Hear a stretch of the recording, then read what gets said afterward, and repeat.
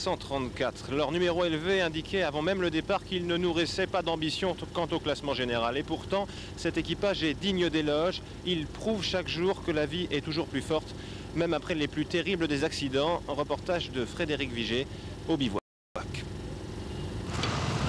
La Toyota numéro 334 semble à première vue une voiture ordinaire.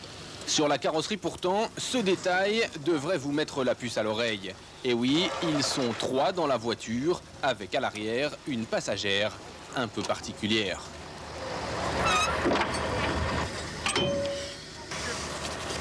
Marie-Christine Barbance est paraplégique depuis un accident de voiture en février 91. Elle a ensuite passé 5 mois à Garches, à l'hôpital Raymond Poincaré.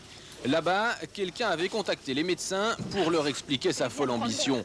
Emmenée sur le Dakar, une paraplégique. Marie-Christine a été sélectionnée et l'idée lui a plu de suite. Oui, je suis un peu kamikaze, moi. Non, j'aime bien la vitesse, j'aime bien les rallyes, tout ce qui est sport. Et bon, j'ai dit oui tout de suite. Puis j'espère par ce rallye donner un peu le moral à tous les accidentés sur la route, c'est l'horreur. Qu'est-ce que vous faites dans la voiture? Vous avez un rôle précis? Je suis navigatrice. J'indique, je lis le roadbook. Et puis j'indique le chemin, tout ce qu'il faut pour guider le pilote. Sinon, c'est l'angoisse.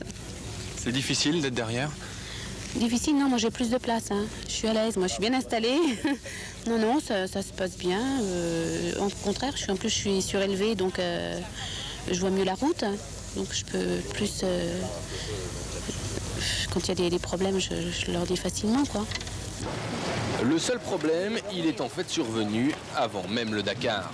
Il fallait que je passe un test d'extraction du véhicule seul, sans fauteuil. Donc je suis descendue du véhicule à la force des bras. Et bon, les médecins étaient étonnés, le commissaire de course aussi. J'ai fait ça en 28 secondes. Il y avait 35 secondes de données. C'était vraiment à la volonté? Ah oui, il n'y a que ça. Hein. Je me suis entraînée, j'ai fait de la musculation pendant 3 mois. Bon, enfin, c'est dur quand même.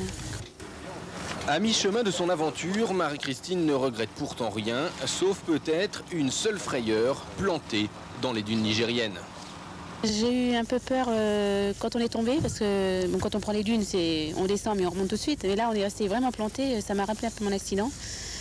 Et bon, j'ai eu un peu le cœur qui s'est soulevé, mais sinon, on a peur que personne ne veuille nous sortir, et puis c'est l'abandon après. Puis le défi était fini, quoi.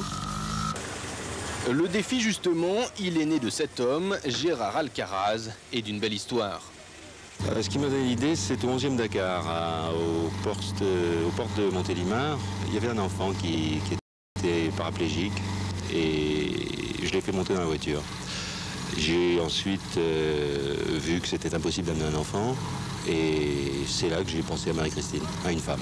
Pour moi, il n'y a pas de handicap. C'est une femme à part entière. Elle fait partie d'une course dans un environnement bien précis qu'est l'Afrique. Et puis, mon Dieu, on se débrouille et on avance.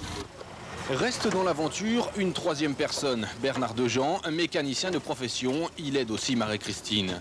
Et puis, il y a tous ceux qui ne sont pas partis, peut-être les plus importants, 65 jeunes enfants handicapés de l'hôpital de Garches. Ils ont décoré la voiture et suivent tous les jours la course. Hier, ils avaient même envoyé un mot d'encouragement.